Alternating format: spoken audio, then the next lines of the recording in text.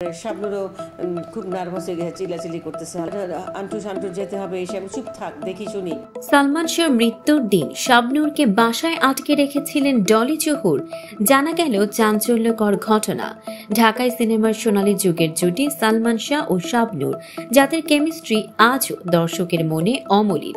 কিন্তু সালমান শাহর মৃত্যুর দিন কেন শেষবারের মতো দেখতে যাননি শাবনূর, এই প্রশ্ন ঘুরে ফিরে এসেছে বছর জুড়ে।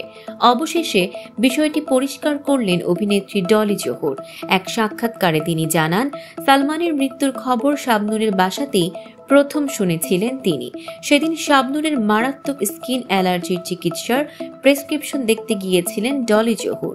হঠাৎই বাসার ল্যান্ডফোনে ফোন আসে।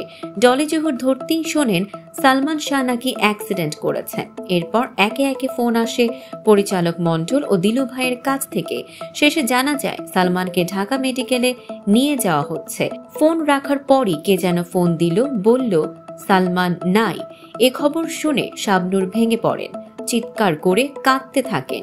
ডলি জহুর বলেন, শাবনূর নার্ভাস হয়ে চিল্লাচিল্লি করছিল, বারবার বলছিল আন্টুস যেতে হবে, কিন্তু আমি ওকে শান্ত করার চেষ্টা করি। ঠিক তখনই এহতেশাম দাদু ফোন করে ডলি জহুরকে নির্দেশ দেন, নূপুরকে অর্থাৎ শাবনূরকে বাসা থেকে বের হতে দিও না, ওর মা বাসায় নেই, ওর মানসিক অবস্থা ভালো না।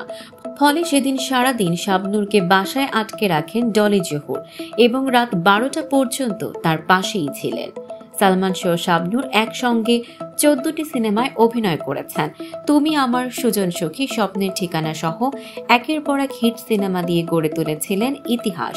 কিন্তু 1996 সালের 6 সেপ্টেম্বরের সেই দিনটি চিরকাল রহস্যময় হয়ে থাকবে ঢালিউডের ইতিহাসে।